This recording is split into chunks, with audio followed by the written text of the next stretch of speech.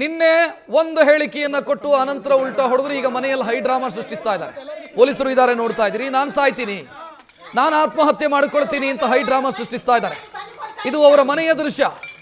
ನಿನ್ನೆ ಒಂದು ಯೂಟ್ಯೂಬ್ ಚಾನಲ್ಗೆ ಸಂದರ್ಶನ ಕೊಡ್ತಾರೆ. ಸುಜಾತಾ ಭಟ್ ನಾನು ಹೇಳಿದ್ದೆಲ್ಲ ಸುಳ್ಳು ಅಂತ ಹೇಳ್ತಾರೆ. ಅನನ್ಯ ಭಟ್ ಇದ್ದಿದ್ದೇ ಸುಳ್ಳು ಅಂತ ಹೇಳ್ತಾರೆ. ಆ ನಂತರ ಮತ್ತೆ ಏನಾಯ್ತೋ ಗೊತ್ತಿಲ್ಲ, ಇಲ್ಲ ನನಗೆ ಒತ್ತಡ ಬಿತ್ತು, ಆ ಕಾರಣಕ್ಕಾಗಿ ನಾನು ಆ ರೀತಿ ಸ್ಟೇಟ್ಮೆಂಟ್ ಕೊಟ್ಟೆ ಅಂತ ಹೇಳ್ತಾರೆ. ಈಗ ಮನೆಯ ಮುಂಭಾಗ ಹೈ ಡ್ರಾಮಾ ಸೃಷ್ಟಿಸ್ತಾ ಇರೋದು ಸುಜಾತಾ ಭಟ್. ನಾನು ಸಾಯ್ತೀನಿ, ನಿಮ್ಮ ಹೆಸರು ಬರೆದಿಟ್ಟು ಸೂಸೈಡ್ ಮಾಡ್ಕೋತೀನಿ ಅಂತ ಹೈ ಡ್ರಾಮಾ ಸೃಷ್ಟಿಸ್ತಾ ಇರೋದು. ಇದು ಎಲ್ಲದಕ್ಕೆ ಕಾರಣ ಆಗಿದ್ದೇನು ಅಂತಂದ್ರೆ ಸುಜಾತಾ ಭಟ್ ಒಂದು ದೂರು ಕೊಟ್ಟರು. ದೂರಿನ ಬಗ್ಗೆ ದೂರು SIT ಟ್ರಾನ್ಸ್ಫರ್ ಆಯ್ತು. SITS ಸಬ್ ಇನ್ಸ್ಪೆಕ್ಟರ್ ಗುಣಪಾಲ್ ಒಂದು ನೋಟಿಸ್ ಕೊಟ್ಟರು. ಇದೇ ಸುಜಾತಾ ಭಟ್ ಅವರಿಗೆ, ಬನ್ನಿ ನೀವು ಕೊಟ್ಟಿರುವಂತ ದೂರಿನ ಬಗ್ಗೆ ವಿವರಣೆ ಪಡ್ಕೊಳ್ಬೇಕಿದೆ, ನಿಮ್ಮನ್ನು ವಿಚಾರಣೆ ಮಾಡಬೇಕು, ಬನ್ನಿ ಅಂತ ಕೇಳಿದ್ರು. ಮೇಡಮ್ಗೆ ಶುರುವಾಯಿತು ಭಯ. ಆ ಭಯದ ಬೆನ್ನಿಗೆ ಒಂದು ಹೇಳಿಕೆಯನ್ನು ಕೊಡ್ತಾರೆ ಅವರು. ಒಂದು ಯೂಟ್ಯೂಬ್ ಚಾನಲ್ಗೆ ಹೇಳಿಕೆಯನ್ನು ಕೊಡ್ತಾರೆ. SITಗೆ ಹಾಜರಾಗೋದಕ್ಕಿಂತ ಮುಂಚೆ ಒಂದು ಸಂದರ್ಶನ ಕೊಟ್ಟು ಹೋಗ್ತೀನಿ ಅಂತ ಒಂದು ಸಂದರ್ಶನ ಕೊಡ್ತಾರೆ. ಅದು ನಿನ್ನೆ ಯೂಟ್ಯೂಬ್ ಅಲ್ಲಿ ಪ್ರಸಾರ ಆಗುತ್ತೆ. ನಾನು 29ನೇ ತಾರೀಕಿಗೆ ಬರ್ತೀನಿ ವಿಚಾರಣೆಗೆ ಹಾಜರಾಗೋದಕ್ಕೆ ಅಂತ SITಗೆ ಹೇಳ್ತಾರೆ. ಸೊ ಮೇಡಮ್ಗೆ ಭಯ ಶುರುವಾಗಿದೆ. ಚಿನ್ನಯ್ಯನಿಗಾದಂತ ಸ್ಥಿತಿ ನನಗೂ ಬರುತ್ತೆ ಅಂತ. ಅದಾದ ಬೆನ್ನಿಗೆ ಈ ರೀತಿ ಗಲಿಬಿಲಿಯಾಗಿರೋದು.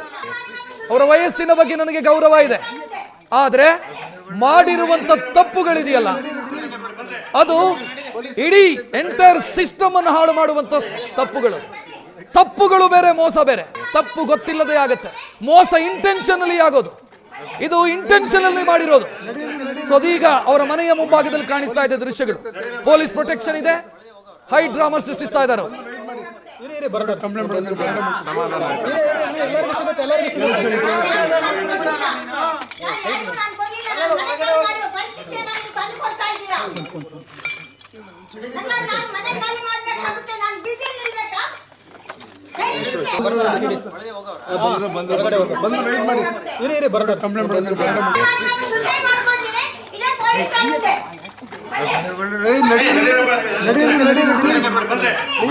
ಪೊಲೀಸರು